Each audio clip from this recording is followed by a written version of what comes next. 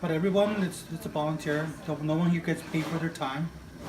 Everyone's volunteer. Everything is basically prepared fresh that day. Beautiful. Show me what's in this pot right So- here, because this is what's so exciting. So this is we always serve a vegan dish and a meat dish, right? Okay. So this particular one is a pork and beans. Thank you. So you have pork and beans with like onions, herbs, Oh my tomato gosh. sauce. The green stuff is kale and chard. Wow. And that was, I just picked that from the community garden, Yes. so I know how fresh that is. Exactly. Now over here, we have parsnips and potatoes, peppers, Wow. oregano, a bunch of different herbs that are also Wow. fresh. You know? Great. And once this is cooked, I'm gonna add beans. Yeah. And so this is gonna become the vegan option. Right. What's the one you need. And then you add rice, Yes. and you put it in packages, containers, and you distribute it. So we have a container, if you follow me.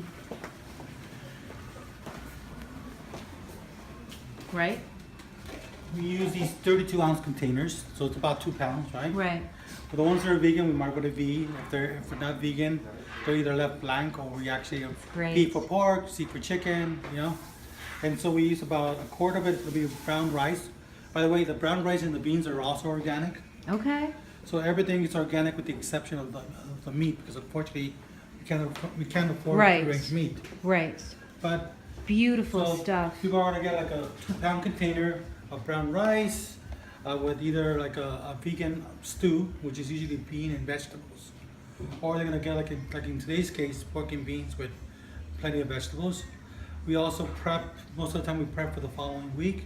So some of the prepping that's being done today is also gonna be to get us like a little head And let start me for ask next you week. something. Why do you personally do it?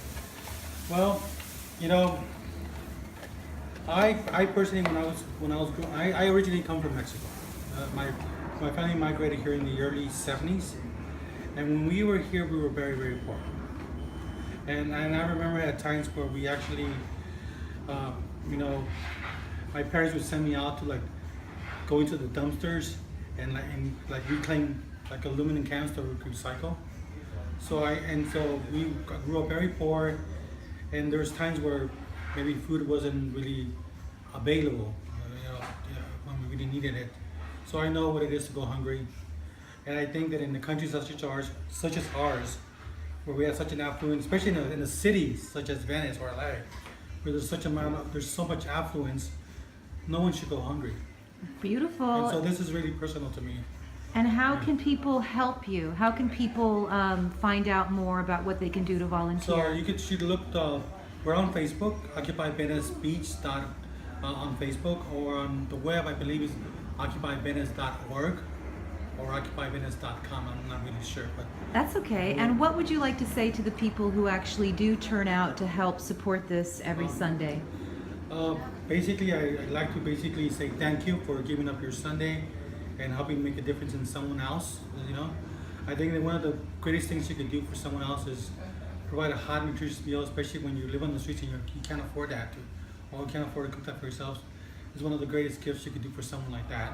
So I want to thank people who have participated in the past, people who currently participate now, and the folks who will participate in the future. Beautiful. That's one of the, personally want to say thank you. Thank you so much for your time and for what you do. Thank you for your Thank you. volunteerism.